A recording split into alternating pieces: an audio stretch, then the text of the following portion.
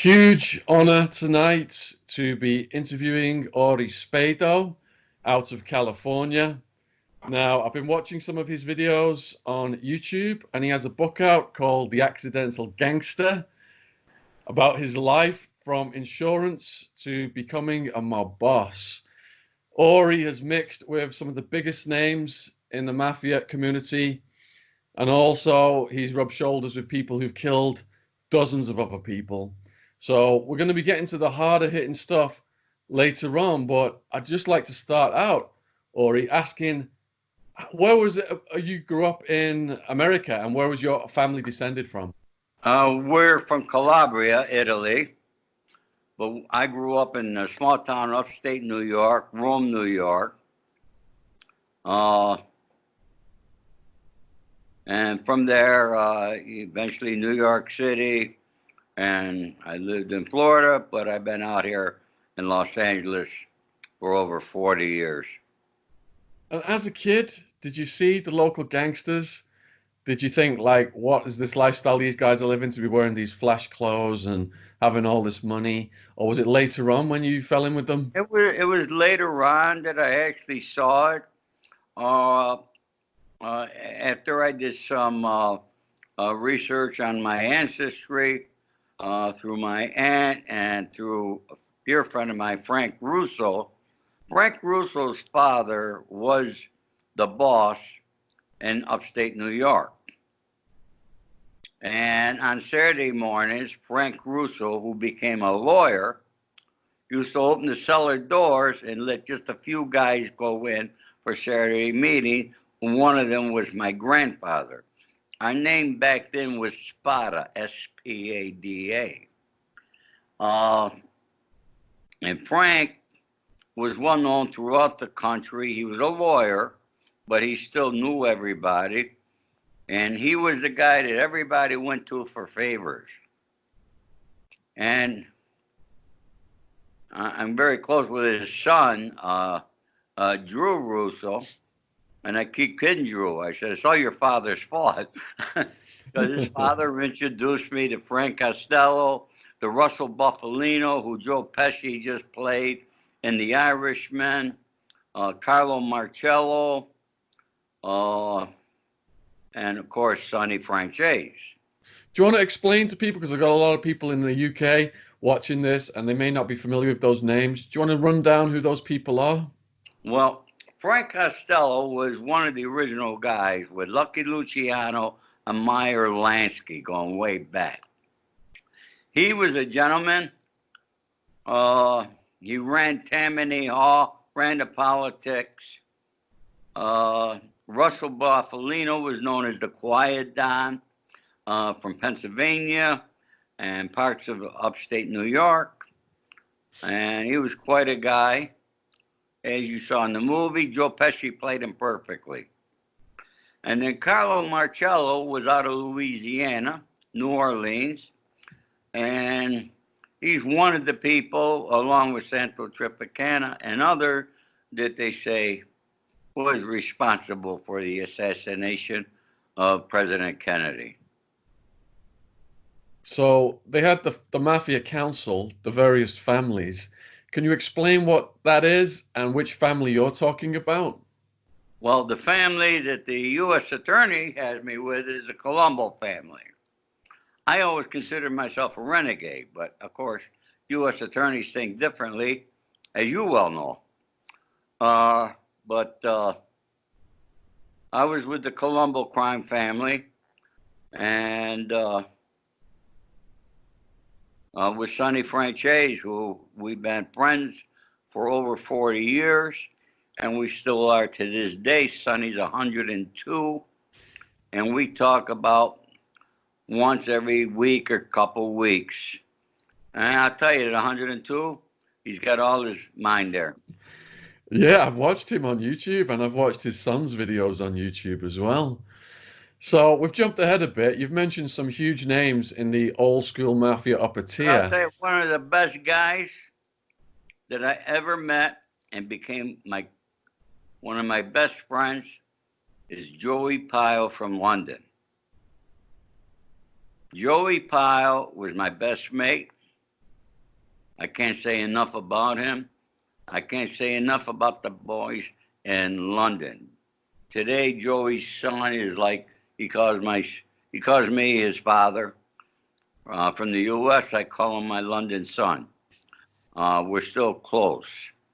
And I've known him for years. Roy Shaw, Dave Courtney. Damn, I met everybody over there in London. Yeah, I've had Dave Courtney on the podcast here. Yeah. And I had operations in Arizona. I was trafficking in Arizona, ended up with a similar case to you. So that was at the time when Sammy the Bull Gravano was out there, when he was doing his thing. Oh, yeah, yeah, that's right. I read that in your thing. You and I actually have similar background. RICO cases. We both got RICO cases, but you were in the financial business. I was in the insurance business and financial business. So we got that. And maybe it's our experience in those that made us good at what we became. Salesmen. Salesmen. You said that you clicked up with these guys later in life. It wasn't a childhood thing. You weren't like seeing them and idolizing them. So No. what was your childhood like then? Were you stable? My childhood, my father made $35 a week. We had, besides me, I had 2 brothers, 3 sisters. It was humble, but my father was able to provide, and my mother was a great cook. We had a garden, and it was actually, pretty normal childhood upbringing. And was it quite tough? Was your neighborhood quite tough? Did you say it was Rome, New York? Rome, New York. Was it tough there? Was it what? Was it tough in that neighborhood? No, I got in a lot of fights. I was a guy that came to. I took care of a lot of things for other kids, things like that there. I was just a scruffer, and I fought. And then everybody I fought, we became best friends. So what made you get interested in insurance? Insurance seemed like it came to me so natural, I can't explain it. I was with a Prudential, and I became a member of the $1 Million Round Table. It was quite an experience. I was making a lot of money. I was a young kid. I'm making freaking $500 a week. I'll never forget, there was an agent sitting next to me in the office. Fridays was payday, and I happened to glance over when he opened his check. And here's an older guy with a family, with children and all that there. I was still single, and his check's like $150. And mine's over $500. What year was this? That was 1960 something. So that was a huge amount of money. 1968. 500's huge. Yeah. And money just never stuck with me, though. I don't know why I always spend it. What did you blow it on? I had no idea. What the hell I could tell you, but I spent money. I give money away. And I made a lot of money in my lifetime. And what caused the crossover to associating with the Mafia? It just became a natural thing.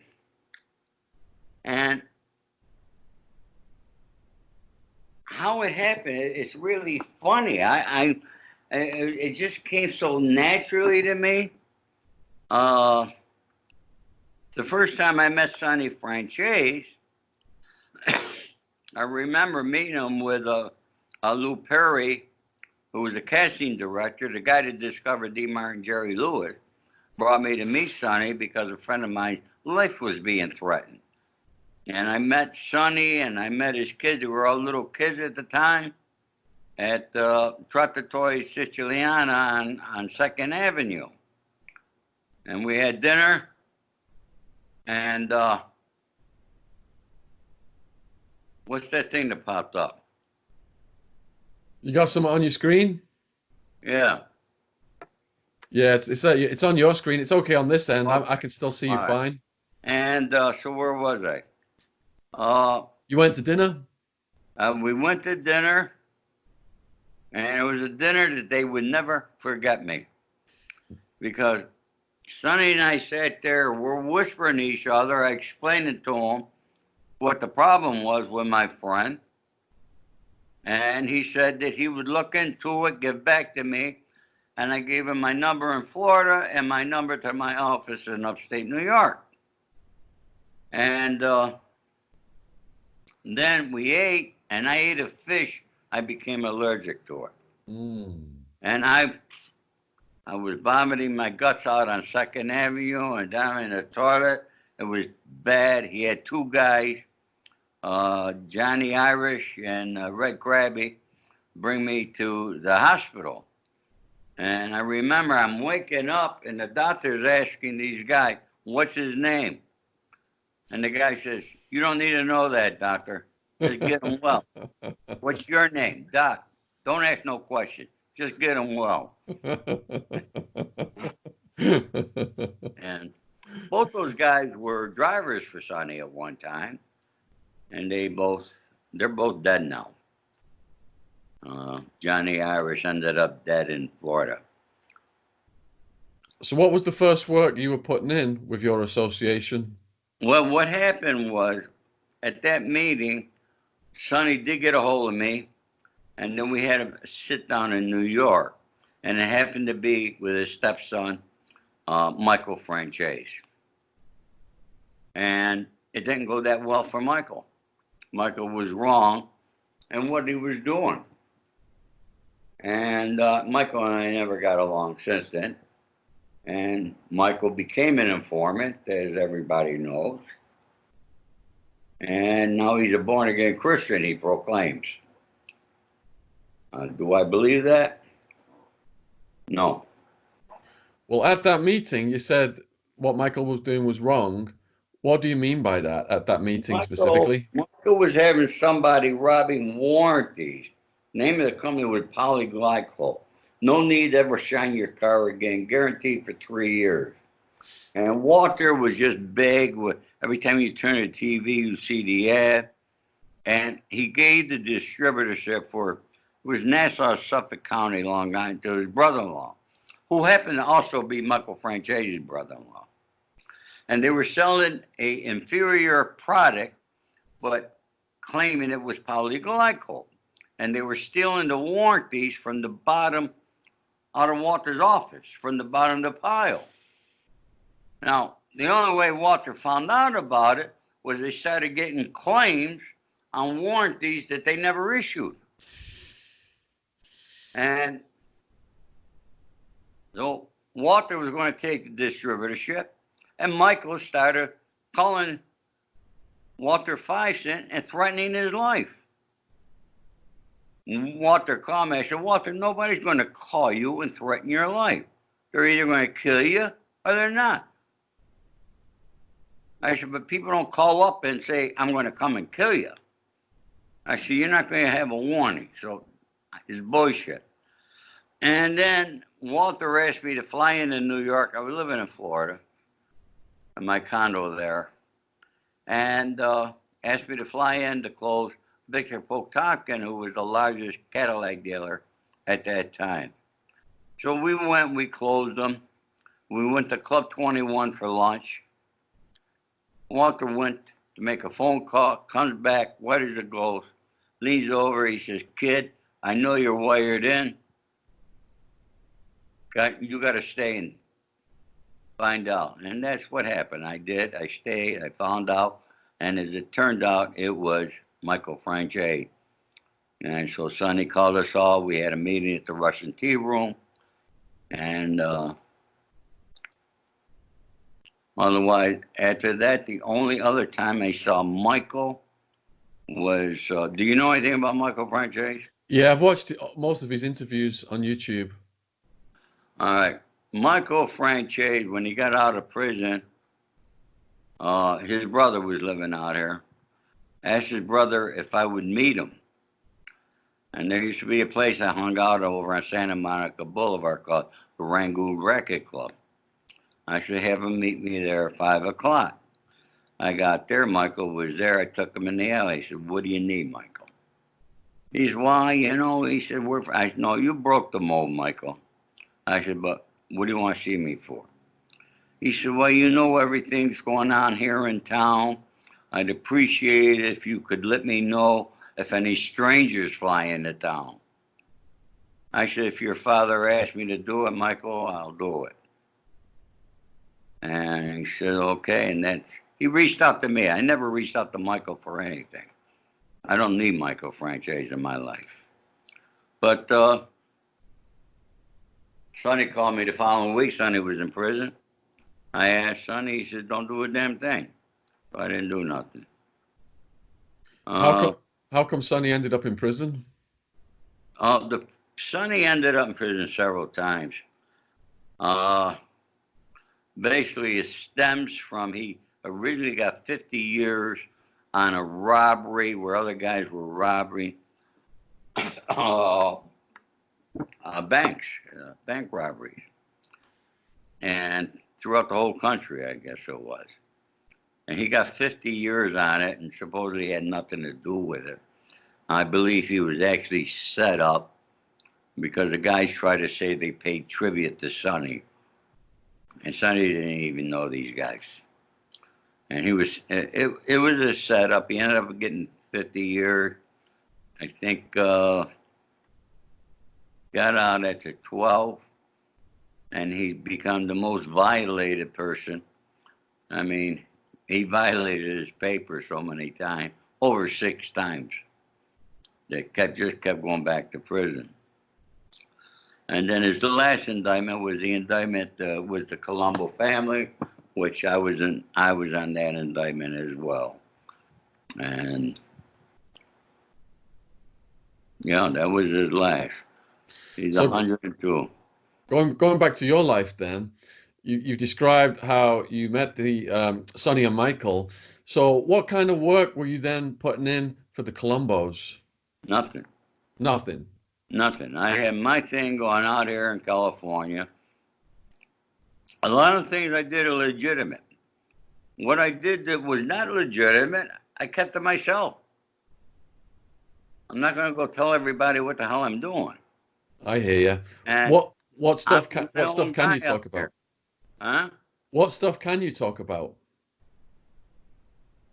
What do you want to talk about? Oh, what work you were doing that was legitimate in Hollywood? I was marijuana. I was flying marijuana for Arizona weed every couple of weeks, 500 pounds from Arizona into New York and distributing it. That was a good gig for a while. What year was that? Actually, I think that was in the 2000s, early 2000s. Okay, so that was when we were active in Arizona. So you were getting the weed coming up from Mexico, and then I had a guy in Arizona. He had a home. Took the weed. We had the pilot, great pilot, older guy. Loaded his plane. It was good. And I had my driver from the city. I had different airports that we scoured in upstate New York. Plane would fly in, unload, out. And I had it brought to a location in Brooklyn. I'd have my guys lined up. You get 50 pounds, depending on what line of credit I gave these guys. And I wasn't around that weed for longer than 5 minutes. I distributed it, went to my hotel, the Warwick, and then in the evenings, they came with the money and paid me. So they're calling you a Hollywood fixer. Exactly what does that mean? Well, Hollywood fixer. I began with Dino De Laurentiis and Ralph Serpi, who I also met through Frank Russo. I met them at the filming of The Brinks Job in Boston. And so we became close. I'd come to California, and a lot of times there'd be a problem with the studio and agent, actors and actresses having problems, and they called me, and I resolved the issues. It was like selling insurance. It was very easy to convince the people why they should do the right thing. It came as a second. I never needed a gun to do anything. And could you give an example of the kind of communication involved in that? Oh, well, there was an actor, a big actor that everybody would know, action guy, and agency owed them $2 million, and they would not release it because the producers, they were waiting for the producers, and the producers were having an issue because of something the actor didn't do. And happened to be two producers, one who lived in Los Angeles, the other who lived in Vancouver. So I contacted the guy who lived in Los Angeles. He met me at the Four Seasons. We had a talk. He understood who he was talking to. We set up another meeting where his partner came in from Vancouver. We sat down, we ironed it out. They called the agency and had the money released. But unfortunately, that action star became an informant on another case in New York. And I never got a nickel. I never got a thank you from him. Jeez. Someone who was more reliable paying you was Suge Knight. What was your relationship with him? Suge was a good guy. There was a guy from London that Joy introduced me to because I had a stock of inventory from Universal, DVDs and DVDs, whatever they were in those days. And he wanted to buy them all. We agreed on a price, and Ron Winters was a master of telling you he wired the money. And he never wired it. And I'm waiting for like a fool. And he comes up, well, the Bank of London, and then I went to this bank, and, it takes longer. I mean, finally I realized, all right, the guy was, and when he would fly into Los Angeles, he would stay at a hotel but never use his own name. So you couldn't find this fucker. And one day, a producer had a meeting with him at the Beverly Wilshire Hotel and told me that this guy, Ron Winters was his name, was flying in. He had a meeting. I said, okay. I said, once you come down, let me know what room number. I'll be at the bar. Well, as it turned out, when the producer got there, Suge Knight was there. Because it happened to be the guy that also had Death Row, had the distributorship to distribute Death Row in England. But Ron Winters was distributing Death Row all over Europe. And he owed a ton of money to Suge. So when this guy told me, he said, there's this crazy guy, this Ori, he's very serious. He's going to throw him out the window. Suge came down to the bar, and that's when we met. And he asked me not to do anything, and he says that we'll make money on something else, there's other things. And so we, one day Suge called me. I went over to his office, met with him, and he told me this guy owed him millions of dollars. So Joey and I made an agreement, Joey Pyle. We made an agreement with Suge that we'll collect the money for less commission than we normally would. Well, we wanted to do it every month, and we'll make sure this guy pays. We'll get up our own bookkeeper, put him in Ron's office, and Joey got the first $1 million, was wired to Suge. By that time, Suge was violated, I believe, and was in prison up north. But he called his lawyer, and 10%, next day, 100 grand was in my bank. Wow. Kept his word. And of course, I took care of Joey in London. And we were all happy. But then I became close with the guys in his office.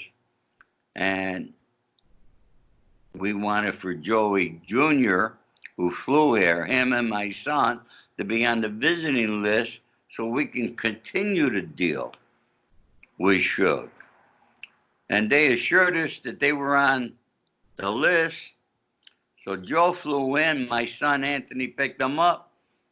They had to fly in someplace up north, they rent a car, they get to the prison, they're not on the list. So we never got the opportunity to collect any more money, but, you know, Suge and I remained close. And, you know, we would run each other in the Four Seasons or other places. And even when I was away, he would run into my son and always send his love. So I got nothing bad to say about Suge Knight. What do you think about the case he's in for now? The case against him? Yeah. I think, I don't think he should have gotten all the time that he got. They were going to try to kill him. I firmly believe it was probably an accident. He didn't run over that guy intentionally. That's my belief, and others believe the same thing. But then again, he's Suge Knight. He was notorious. And, you know, when the government wants you, they're going to get you, right or wrong. Most people don't understand how the system works. And in this country, my next book's going to be called My Journey Through the Judicial System. It's going to be quite a different book because I'm going to show people what the Bill of Rights says and what they really give us, and my interpretation of the Constitution. You hear that every day if you turn on a TV today. They talk the constitutional right. What freaking rights do we have? I mean, I'm not allowed to smoke in this apartment. I pay my rent here. Government don't pay my rent. I pay it. But they passed a law now, you can't smoke in your own home. Now, is that a free country? I never heard of that. In England, you can still smoke in your own home. Yeah. Wow. That's Beverly Hills, California. Of course I smoke. I pay no attention to it. But if you get caught smoking out on this, you can walk with a cigarette. But if you're standing still, they'll give you a ticket. They got to fill those prisons up somehow. Well, they're doing a good job of it. So if you were close to Suge then, do you have any theories about what happened to Tupac? Tupac got killed, didn't he? Yeah.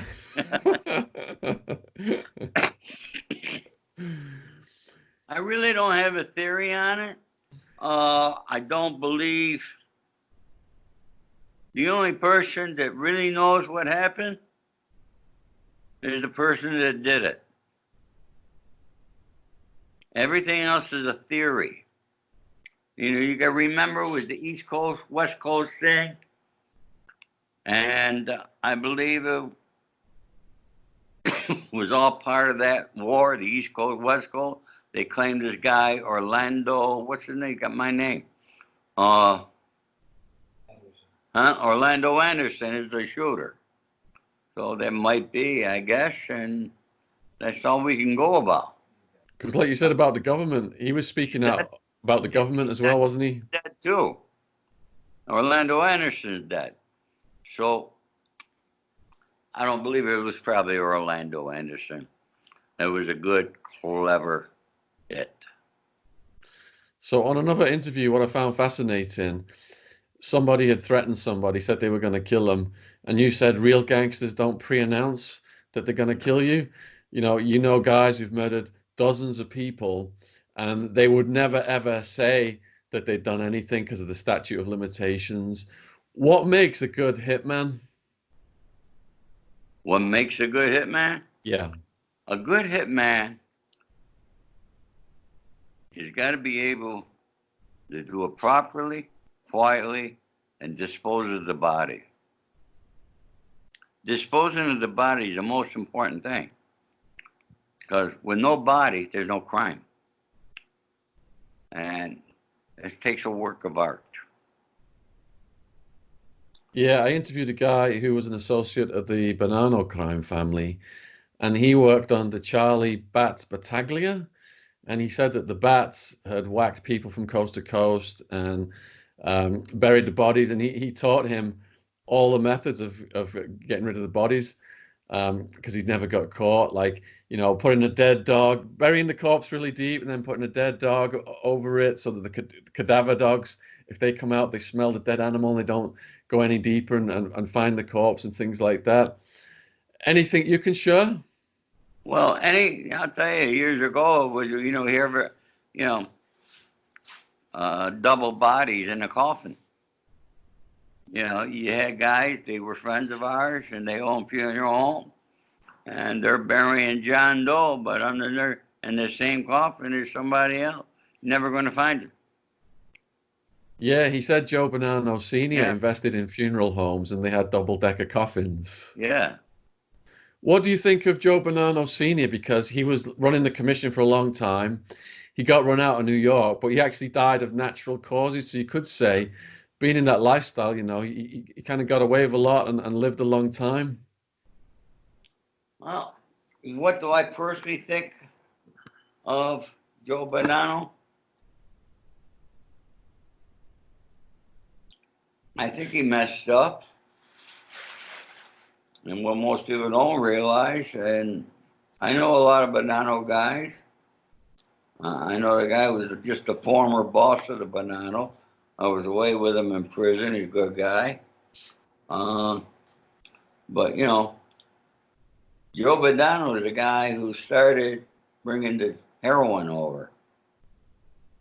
And that was a big mistake, I feel. Because drugs changed everything, and nothing today in the life is like it was in the old days with those guys that, you know, you mentioned earlier with Russell Buffalino, Frank Costello, or the Sonny Franceses. And, you know, out here in California, there was a guy, and a lot of people never heard of him, but he was the underboss of Los Angeles, Jimmy Cacci. Jimmy was a great guy. He was one of my best friends out here. We did a lot of things together, Jimmy and I. Don't you think that the power has shifted though to the people who did get involved in the drugs because that became the biggest profit opportunity for criminal organizations? Well, you know what happened is the bosses became too greedy, too stingy, keeping all the money, and the other guys are, you know, when your employees are not eating, you're forcing them to go do something else. And they're so happy that drugs, there's a lot of money in it. And there's a lot of time if you get caught. A lot of time. A lot of people facing life. What's your thoughts on the Gambinos and Paul Castellano getting taken out by Gotti and the Bull and that crew? You know, John Gotti was a tough guy. No question about it, he was a tough guy. I think it was wrong in the way he took out Paul Castellano. It was not approved by the other families. And the only one that ever attempted to do anything to remedy it was the Chin from the Genovese family. Could you just explain a bit about the Chin, who he was and what he was notorious for? Chin, he was the boss of the Genovese family, and he's also the guy that shot Frank Costello but never killed him. He just grazed him in Frank's building. And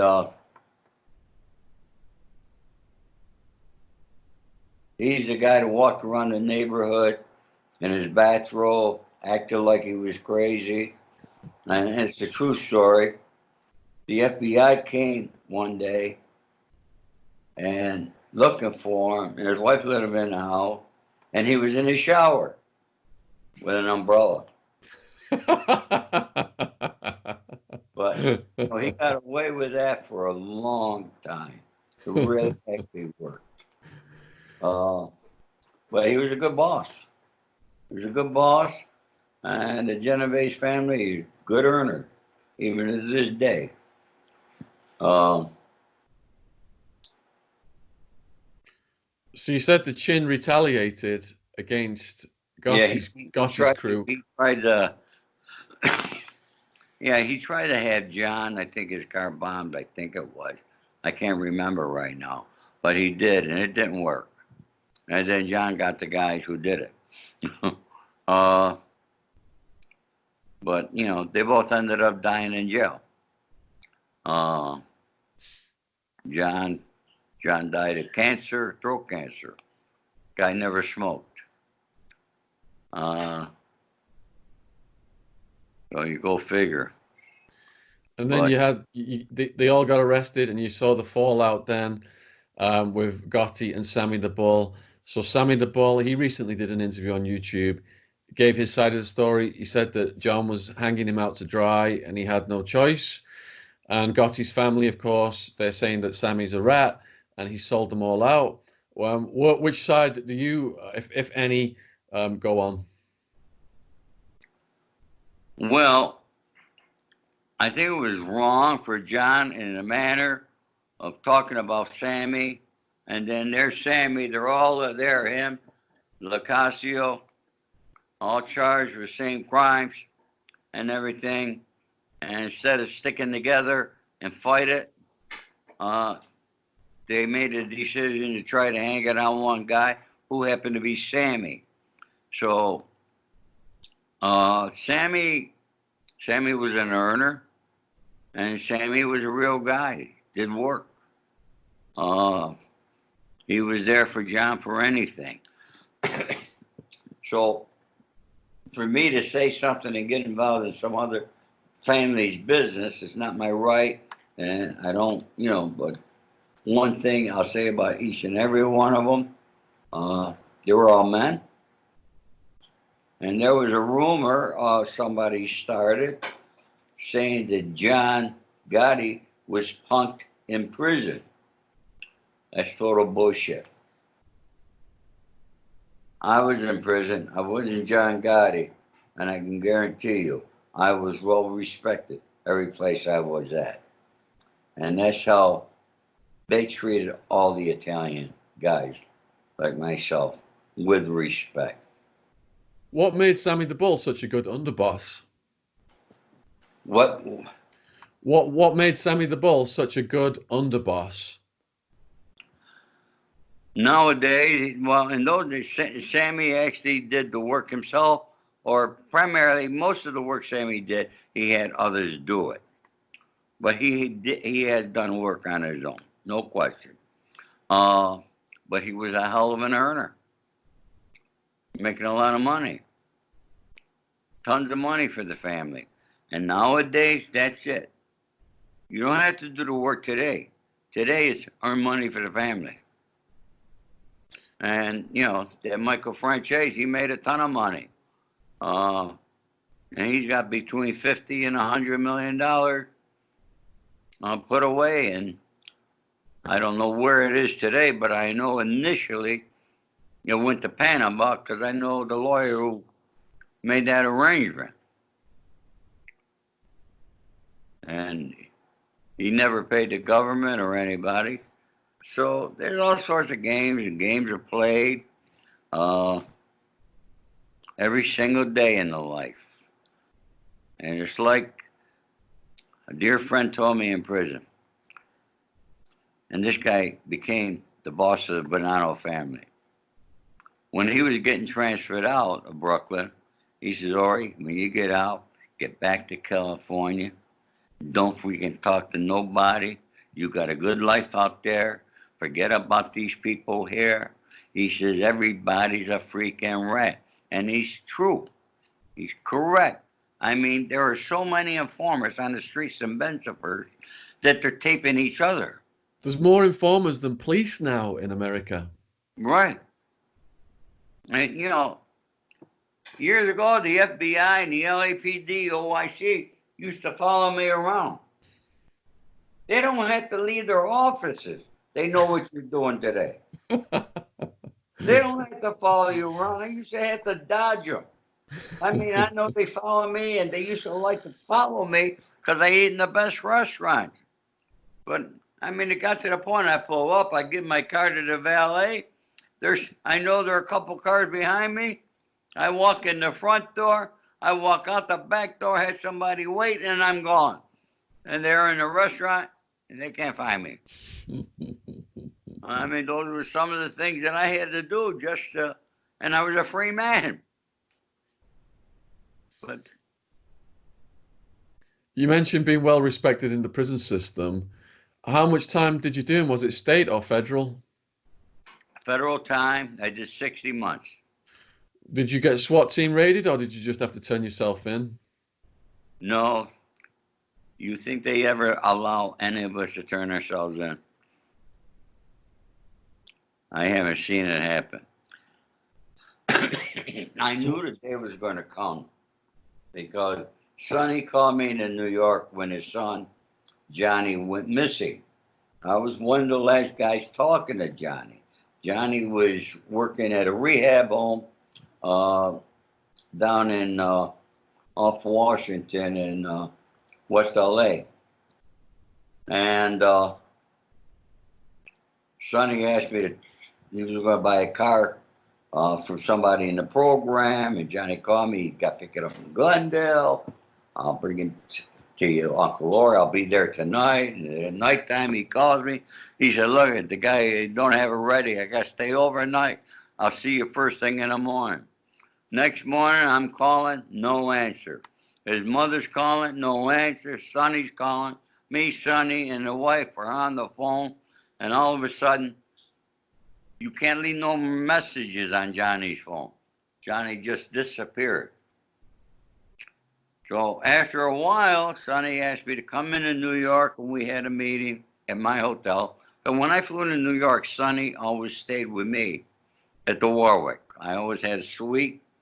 I always had a place for Sonny. He always stayed with me. Because him and his wife, although they loved each other, just didn't get along. And she constantly throwing him out. But we had a few guys over. We discussed the disappearance of Johnny. And, you know, they say that might have been the time and place where Sonny put a hit out on his son Johnny. I can't confirm that nor deny it. But I was leaving the next day. Sonny's driver came, picked Sonny up. I was flying back to Los Angeles. My driver takes me to Kennedy Airport. I check in. I always got to stop. I go up to the gate, and then I'll always sneak in the men's room and have a cigarette before my flight. When I walk out of the men's room, there's two young kids. I call them kids. They were young guys. They go, Ori. And my first impression is that when I look at these guys, maybe they're on the same flight and they were friends of my son that I didn't recognize. And I go, yeah, FBI. And I said, oh, we'd like to have a word with you. And they take me to the side. They said, look, you could stop looking for Johnny. Johnny's with us. Oh. So now I know where Johnny is. I said, I'm going to call their parents, Johnny's parents, and let them know. We prefer you not to. I said, that's his parents. No matter where he's at, they got a right to know. And they said, look, we're going to give you, this is your last chance. You come to work with us. You could join us too. Otherwise, this is going to be your last flight on a real airline. And guess what? They were correct, because my next flight was on Con Air back to New York. So, and Johnny did testify at the trial against me, his father, and everybody else. Which jail did they book you into? I was in a Metropolitan Detention Center in Brooklyn. Is that, it's called the MCC these days? No, that's, and MCC is the Metropolitan Correction Center. That's on Okay. Pearl Street in Manhattan. So what? MDC is in Brooklyn. Gotcha. What year were you? What year were you booked? What are you saying? What year were you arrested? 2006. So what was it like going into the jail in that year? What? What was the jail like in that year? What was it like going in? You know, it's something that I knew eventually was going to happen, but you hope it don't. I never dreamed that I would be brought in with all the Italians on a Colombo racketeering case. Because I'm a resident of Los Angeles, California. Have been for 40 years. And, you know, when they arrested me and they came to my home, they had me in the cuffs. They said, why are you arresting me? They had distribution of cocaine. I laughed at them and I said, I'll be out by dinner time. And I was. 62 months later. I know, but, and I still did not know it was a RICO, and they brought me downtown Los Angeles. That's where they booked me. And then I remembered when the FBI, they took me in, they had like 27 agents surrounding my building. Just to take one guy. I was 63 at the time. And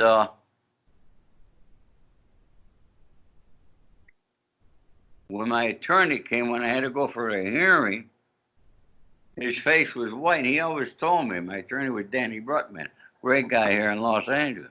He always said that if I got caught up in one of those cases, he wouldn't know how to represent me and couldn't.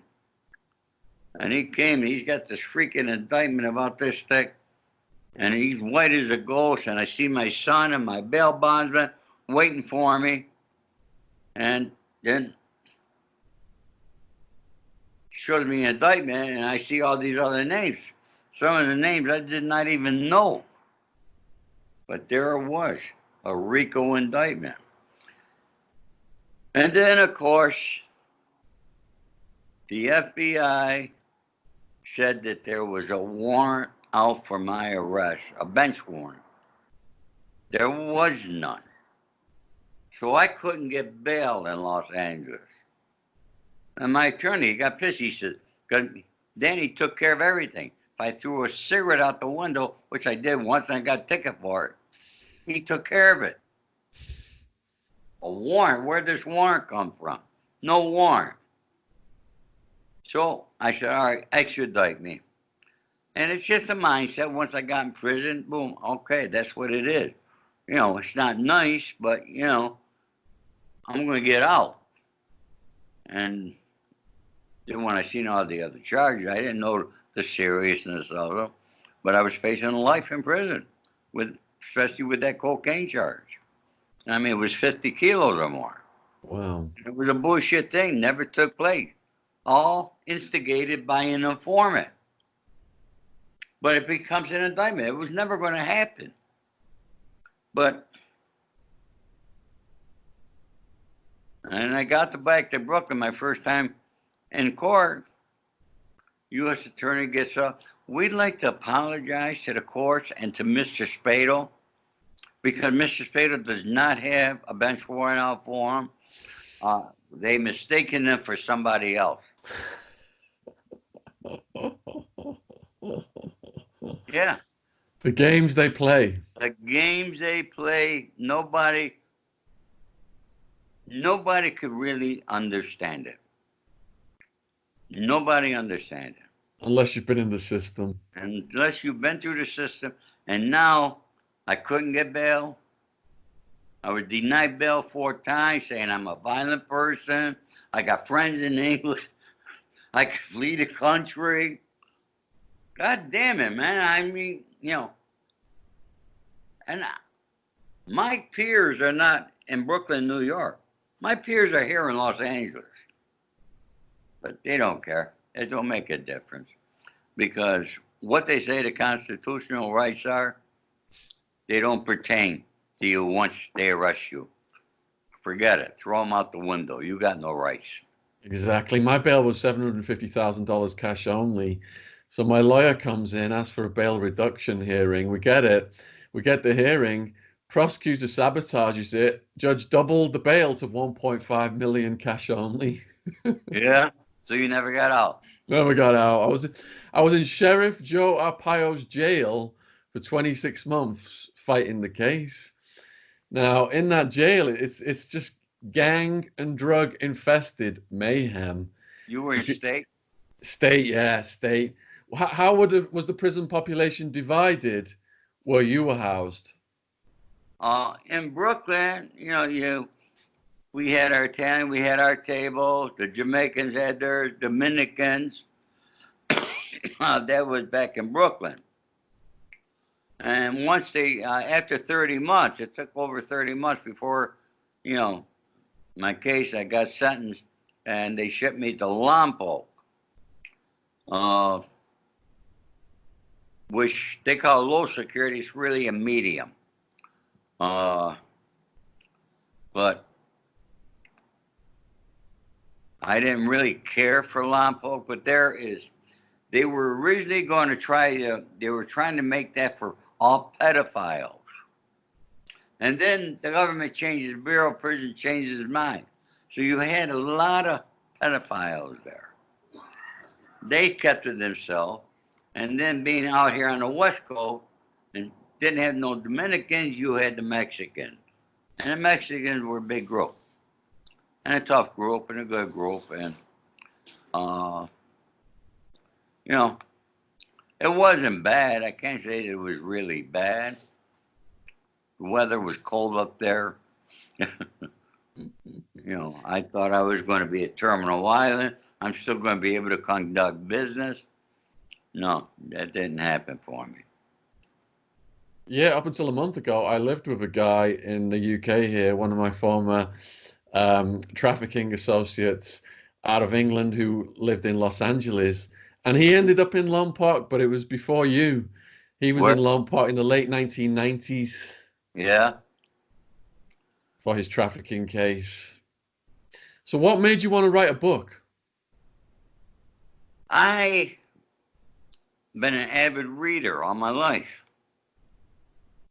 Ever since I was a kid, I still read every day.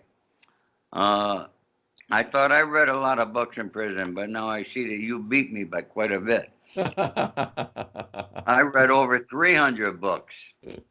And reading books, and you're walking the yard, you got a lot of time to think. And reading books, I always try to put myself in a position. And that's when I came up with the name The Accidental Gangster. And walking around prison. Still never thinking that I would write a book. And once I got released, I had dinner with my entertainment attorney and a dear friend, George Ham. And he says, Ori, write a book. I know your story, and then we'll do a movie. He said, find a writer. I couldn't find a writer. All I know out here are script writers. And so I sat down and I started typing. And I just began from when I was born. And actually, I began in prison, then thinking back. That's how I did it. How the fuck did I end up there? And then I found my co-writer, who happened to be somebody that we went to school together. And he was writing gangster books out of Las Vegas at the time, Dennis Griffin. So we teamed up, And thus we had the book The Accidental Gangster. I'm very happy with the way it came. Wild Blue Press is our publisher. And the book is doing well. It's got 4.7 rating on Amazon USA right now, which is extremely high. And anyone watching this video can just click below this video to the description box, and there's a link right there that will take you directly to The Accidental Gangster. If you want to buy the book, it's right down there. So please support Ori, go down there and check the book out. You mentioned earlier that you were respected in prison, and we've all seen, I think it was, I don't know if it was Goodfellas or Casino, where it shows the Italian guys in there in the kitchen cooking up the chow. How is prison for the Italians? I'm going to tell you something. In Brooklyn, because you have a lot of Italian from all the families. And come Christmas time, Thanksgiving time, these guys cooked. You couldn't get you couldn't buy a better meal any place. All right. And they bake pies, and you wonder how the freak did this happen? I mean, and we always shared with other people, the Jamaican, the black, we always shared our food. That's just an Italian, which something we naturally do. When I got to Lompoc, there was actually only one other Italian guy there. And he was doing 2 lifetimes. His name was Iggy, and he and I became friends. And we walked the yard together. He was a great cook. And he would cook pasta for me once in a while. And then there were a few other guys up there that they'd get together and they did some special things for me. Otherwise, I ate tuna fish for 5 years. Tuna fish. If you could get your hands on what you really wanted to eat in prison, what would be your favorite prison food recipes? One of my favorite food growing up was the gnocchis. And there were 2 guys, they had a chef, I forget where he was from, but they surprised me on my birthday, and they made me gnocchis. And I remember, my birthday is December 17th, which is last week. It was colder than hell up there in Lompoc. But we sat out there, and I ate my gnocchis. They did a great job. What are gnocchis? And gnocchis are, I'm sure that you've seen them, and you've probably had them, like little potato doughs. Okay, yeah, I've seen those. Yeah. When my mother made them, she would, she'd roll out the dough, and we call them sinkers. But it was always one of my favorite, yeah. So did you have a lot of different cellmates over the years? In Brooklyn, my best friend in Brooklyn was Charlie Carneglia, Gambino guy. And what they say, without Charlie Carneglia, there was no John Gotti. And Charlie ended up getting life plus 40. But Charlie was an expert at disposing of bodies. And, but he and I became best friends in Brooklyn. As far as cellmates, there was always coming and going. Brooklyn is a place where they're coming and going. And I can't remember a lot of my cellmates, to be honest. I remember one that, just before we locked down, they brought this new guy in there. And I would always tell them the rules, how I cleaned the place. It's got to be kept clean, this and that. Because you got your own toilet, your own sink, your locker. And I give them the instruction. And then I would tell them, no, I don't know what you were in here for. I don't care what you're in here for. But if you're an informant, when they unlock these doors, I don't want to see you coming back in. I say, you understand that? And there used to be a place. They were all like born again Christian. They had a little room. It was on the first tier. And when they opened the doors, I seen him right there. And all these born again Christians, they stuck together. They were all informants too. It's like Sonny Franchese once told me. I remember it was on Father's Day. He said, "Show me a born again Christian, I'll show you an informant." Yeah. And damn, he was right. All right. And when they locked us up, that kid was no longer with me. You said you were well respected in prison, but there's always some numbskull that's going to start some shit. Did anyone try and start some shit with you? I had one guy, you got to remember something.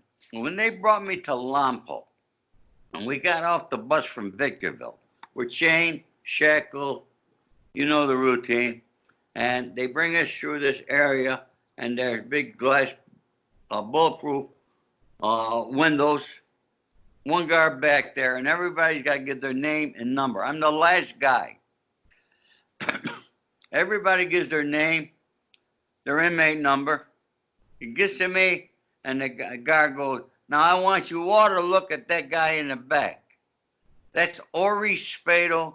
He's the mob boss of Hollywood from the Colombo Crime Family." I swear to God. I sat there. What the fuck is it, a TV show?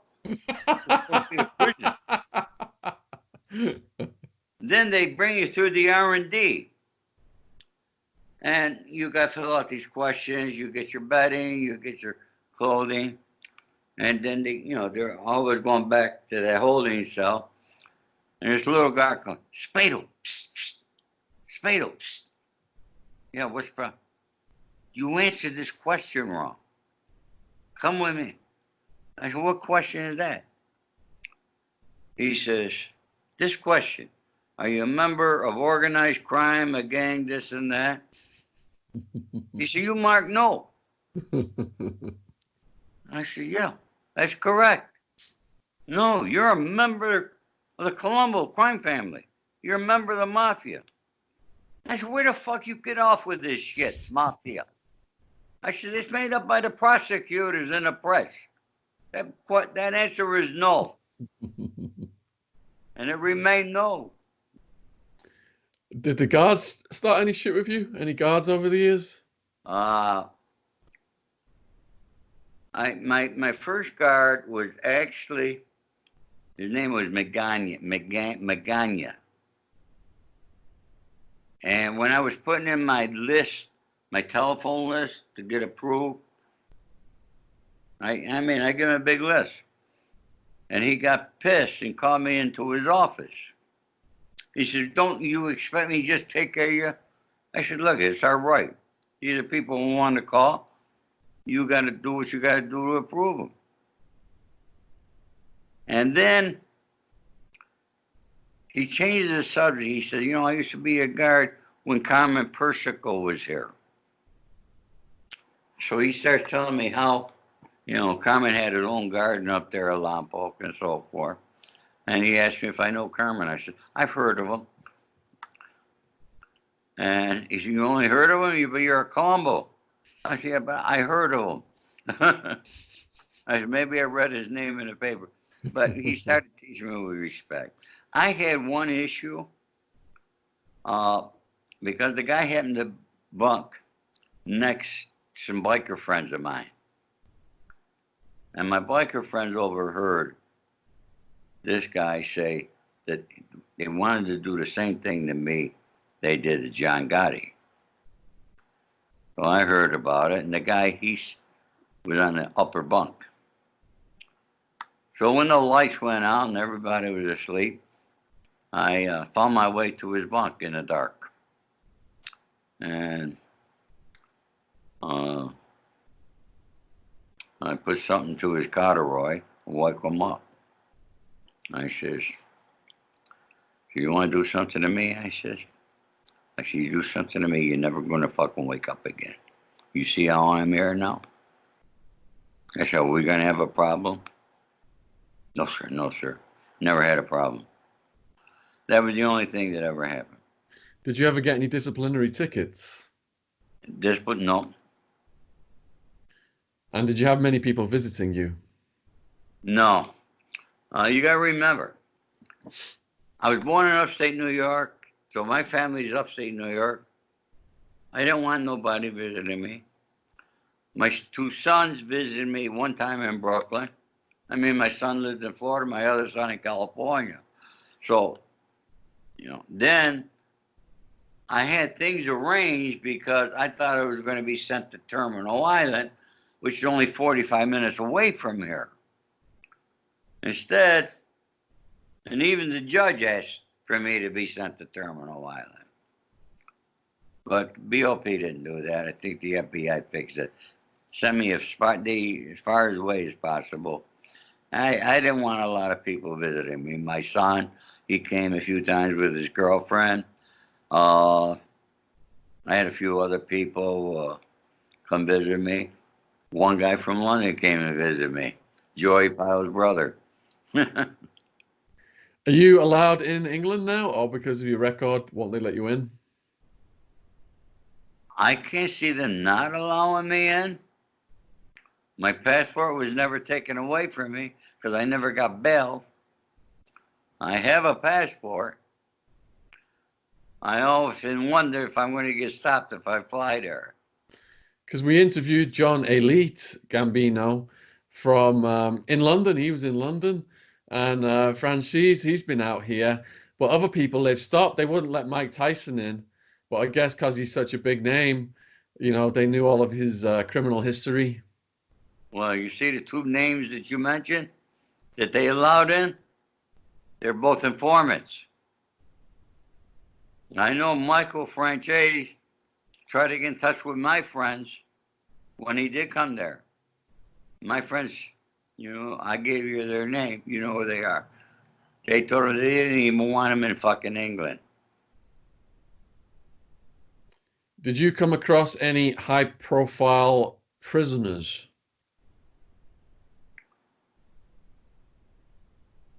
Oh, yeah. One guy, they call him Lollipop, a Colombian big guy, heavyweight. Actually, he was an informant on El Chapo Guzman. And here's a story. This is something else that most people will not think they'll think I'm bullshitting. This guy got arrested while he was getting plastic surgery in South America. Got arrested, bro. His face was all scarred. And he's on the bus. We're going to court. And when he got on the bus, me and my co-defendants, we always hung together. But when he got on the bus, he was able to recognize we were somebody. He goes like this to me. I go like that. He had a few $1 billion. Billions. Guy was big. I know who his lawyer was. I saw him with his lawyer. His lawyer had paralegals that were broads. Gorgeous. Now, me and my co-defendant, we're going down. You get to use the visiting rooms in the morning to listen to your discovery. And he'd be there. He's in a room. What they're doing, I don't know, but every day. And what happened was, this guy, and they had him on a murder charge in Brooklyn. He was a big cartel guy.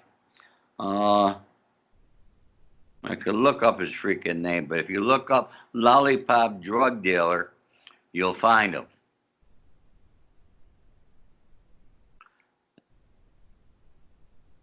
I'll just have a quick Google of that now. Lollipop drug dealer. Colombian, did you say? Yeah. Colombia. Oh, yeah.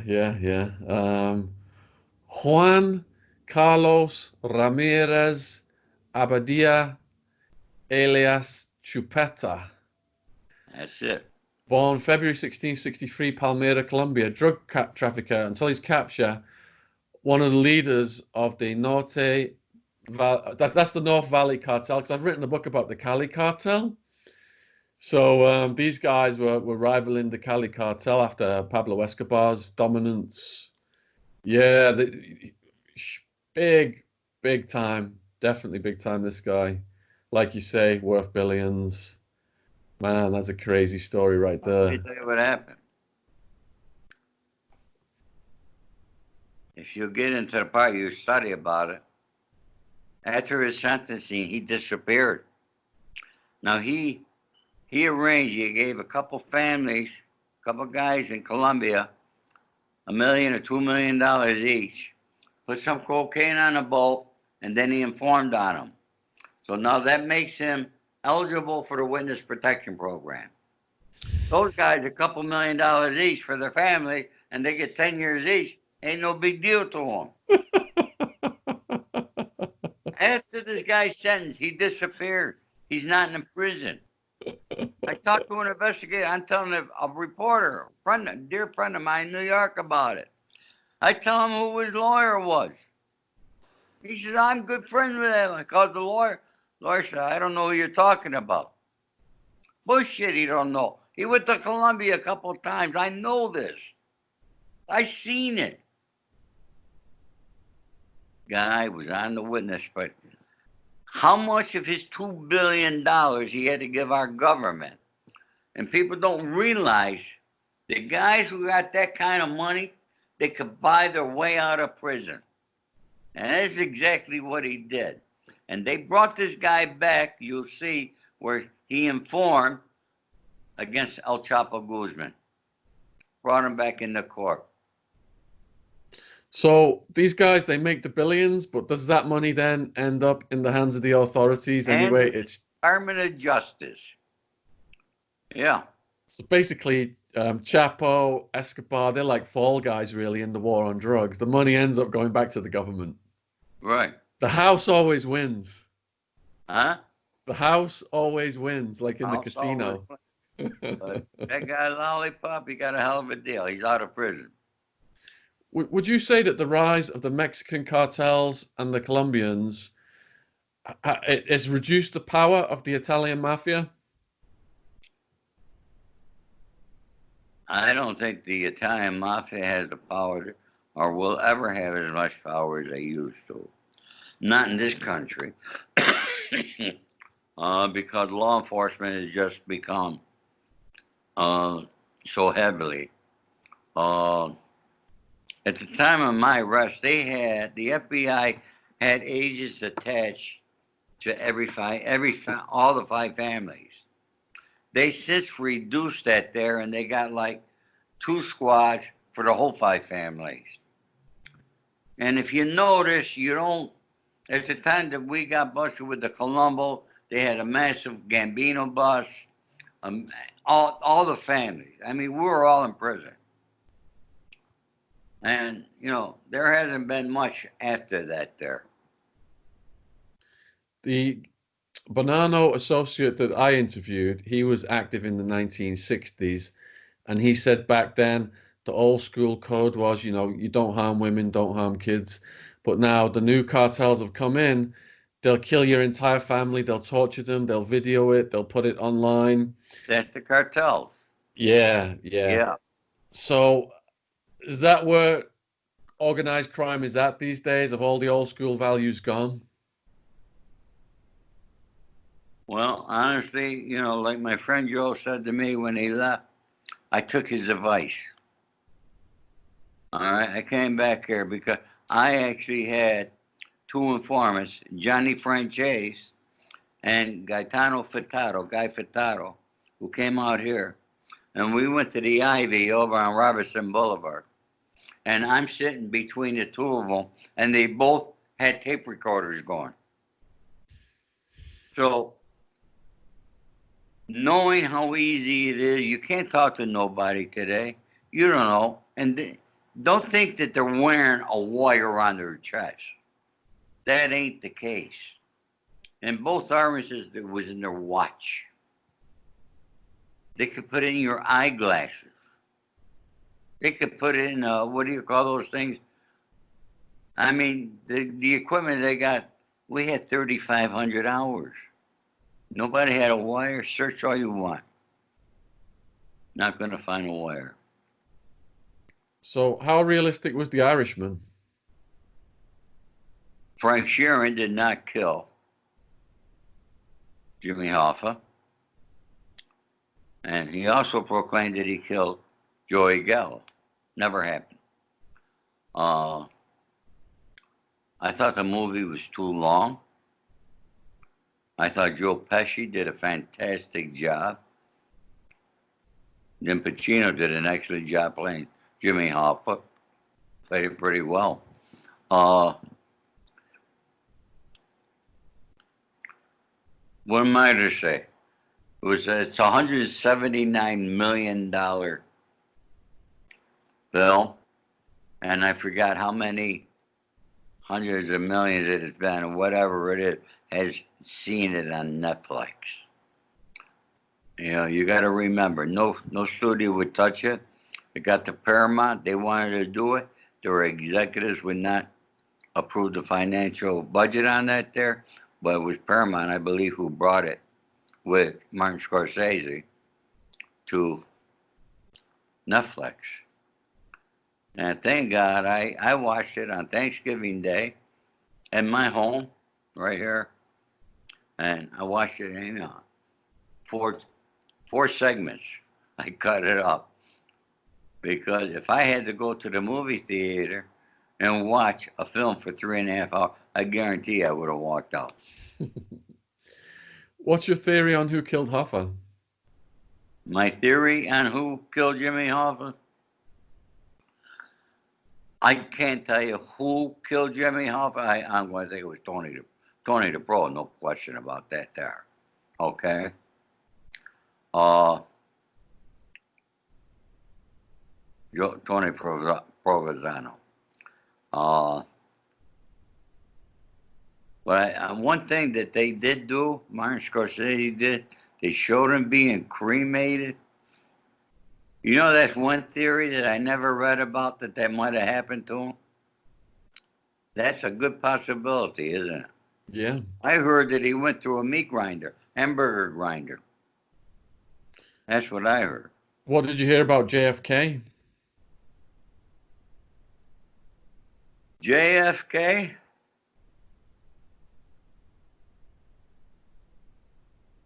Ever again, it's be my conspiracy theory. People, everybody's heard of the underworld. Nobody's heard of the overworld. Many, many years ago, a guy came to me and he had papers from the overworld.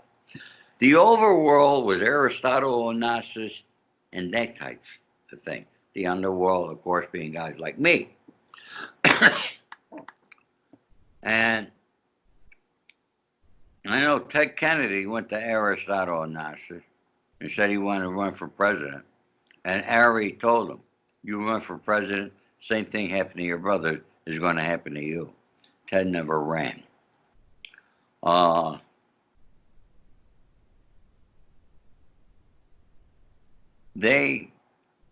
Kennedy was could have been a great president.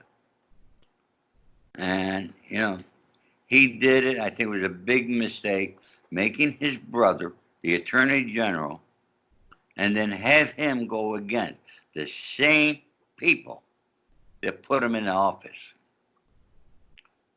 That was no good. That was rotten shit. He got shot too. A lot of people are not like me, but you don't do that. He wanted to play his own political game. It's like he didn't care for his brother. I blame Robert Kennedy for killing John Kennedy. How was that one? In more recent years, we had the Chomo Jeffrey Epstein got taken out or suicided in your state. Do you hear anything on that? I don't believe he committed suicide, I'll tell you that much. When you're dealing with that kind of money, that kind of power of the people that were around, you're talking about presidents. You're talking about leaders of countries. Prince Andrew over here, he's been in the news a lot. Over in your country there. What do you think is going to happen? You know, people used to come to me and had deals where we're going to make billions of dollars. And I said, you really think that's going to happen, huh? You ain't going to make it. You're going to get killed. Because those people are not going to allow it to happen. They say that if the wealth of this country was distributed equally amongst every citizen in the United States, if everybody woke up tomorrow morning and had the same amount of money, in 6 months, not 6 years, 6 months, it'd be back in the hands of the people who have it.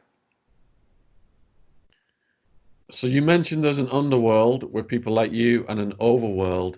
So you're saying the overworld took Epstein out? The guy brought papers to me, and he showed two guys at the grassy knoll in Dallas. Jimmy Fratiano and Johnny Roselli. They were at the knoll. The guy had shown me pictures. I never hear about them there. Did Lee Harvey Oswald really kill? You know, there's so many theories that they come out with. Who does really know? CIA knows. And do those guys, do they work with the underworld and get the underworld to do their hits? Absolutely. Absolutely. When the FBI, CIA, DEA, when they need you, they'll come to you. They'll come to us. They might need somebody whacked. They did it in Mississippi with Colombo guy. What the hell was his name? He worked as an informant, and he got more information from the FBI. He was Del Vecchio. What was his name now? I'm having a senior moment. But the FBI took him down, and he did the job down in Mississippi to find out who killed those black young kids. It was an Italian that did that. So, you know, if they got a use for you, they're going to use you. If not, they're going to abuse you. So with Epstein then, do you think it's more likely they would have used the guards to do it if he was killed? They would have used the prisoners to do it? Or they would have sent someone into the MCC? They could have done it either one of them ways. I'm going to imagine with the guards. Because the guards are saying they both fell asleep simultaneously, which has never happened in the history of that jail since 1975. Right. Were you in that? No, you were in state prison. Arizona State. You were in Arizona State. Sheriff Joe Arpaio. Joe Arpaio, that asshole. Yeah. So, pardon him. What's it going to take to get your story to the movie level then? Well, we hope that happens. That's the dream of every one of us. I do have a couple of writers giving a stab at a script.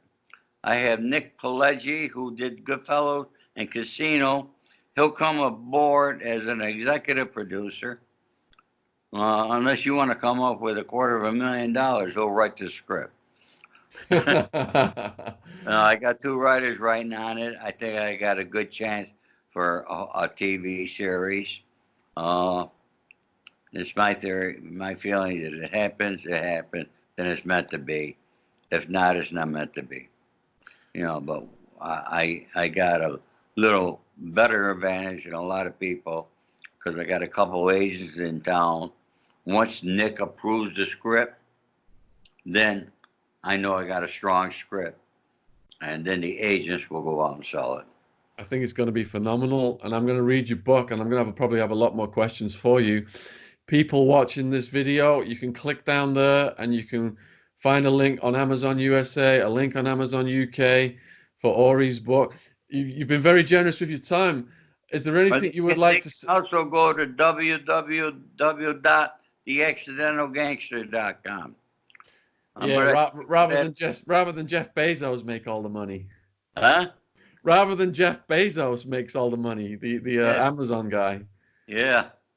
Is there anything you would like to say in conclusion to the people watching this video? A lot of young people. I want to show people a few things that I still have here. That, you know who drew that? Charlie Bronson. Charlie Bronson. Wow. Charlie Bronson. We have other photos that Charlie used to send me different things. And this is a picture of my mate, Joey Pyle. Wow. I wish Joey were alive. But yeah. A lot of young people watch my videos, and some of them have got gangsteritis. What do you say to those young people with gangsteritis? With gangster what? Gangsteritis. They want to be gangsters. My suggestion is go to school, get a trade. Otherwise, you're going to end up dead or in jail. Those are the only options you got. It's not as glamorous. Would I do my life over again? More than likely I would. But I do not recommend it for anybody. I never involved my children in the life. And it's like I say in my book, if I could help one person from avoiding the life, then the book was well worth it then. No. The fast money, the fast woman, and the fast cars, they do you nothing when you're in prison. And you could attest to that. I think that's a real good positive note to end it on, Ori, and I want to just really thank you for your time today. Shaun, And wish you all the best. It was a pleasure meeting you. And I'll say hello to Dave Courtney and the fellas in London for you as well. Thank you. All right, you take care. Thank you. Take care now. Bye-bye. Cheers. Good night.